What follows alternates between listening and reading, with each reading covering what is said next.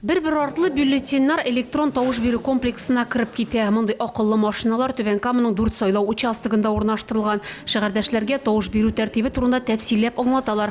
Кәгазьне бөкләргә ярамый, алар автомат рәвештә тартмага төшеп китә. Экранда кеше саны исәпкә алынып бара. Әйе килдек, без уйлыйбыз, киләчәк безнең кулда.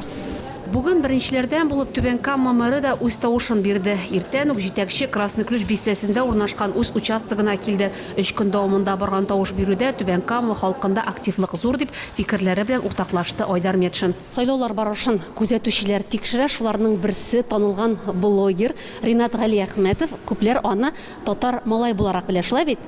Исәнмесез. Исәнмесез, Ринат. Түбән Камада сайлаулар ничек бара, белгәнемчә, сез инде беренче ел гына әлеге вазифаны башкармыйсыз, шулай бит? Быел икенче ел әйме, һәр ел сайын зур тәҗрибә алам. Бик кызык. Менә беләсезме, былтыр да шундый күзәтү булды.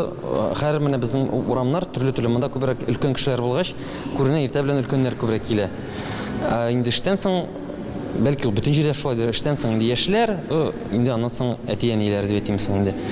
Түбән Камада күчмә тавыш бирү пунктлары да эшли, махсус биналары булмаган авыл халкы уңайлыгы өчен шундый мөмкинлекләр булдырыла. Бу участоктагы әти сайлау участокларын бернин белән дә аерылмый. Монда шул барлык кагыйдәләр, санитар таләпләр үтәлә. Түбән Камада 116 сайлау участогы эшли, шуларның 83-е шәһәрдә, 30-ы авылларда. Пенсионерлар, физик мөмкинлекләре чикләнгән шәһәрдәшләр өйдә тавыш бирә алды. Моның өчен алдан гариза язырга кирәк була. Голосование әйбәт булсын, дөрес булсын өчен, закон бозылмасын өчен квартирлар буенча йөрибез. Тавыш бирүгә килүчеләр сәламәтлекләрендә кайгырта алалар. Кайбер участокларда маммография, флюорография тикшерүе узарга һәм коронавируска каршы прививка кадатырга мөмкин. Шулай ярминкәләр оештырыла. Кулай бәядән яшелчә, җиләк-җимеш, сөт продукциясын алып була.